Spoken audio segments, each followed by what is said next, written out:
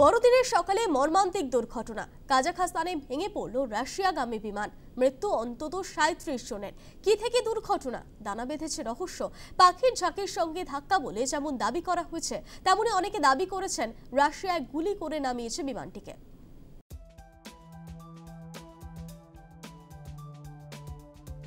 বড়দিনে ভয়াবহ দুর্ঘটনা।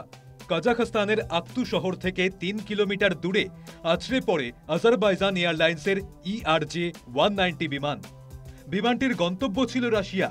স্থানীয় সময় ভোর ৩:৫৫ আজারবাইজানের বাকু থেকে রাশিয়ার চেচনিয়া প্রদেশের গজনির উদ্দেশ্যে রওনা দিয়েছিল ওই বিমানটি।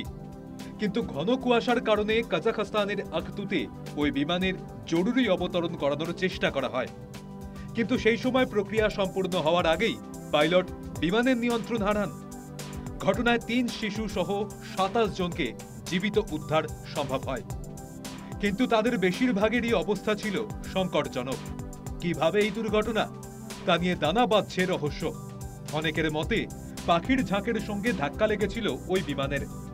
আবার কারোর মতে রাশিয়ার বাহিনী গুলি করে নামিয়েছে ওই বিমান।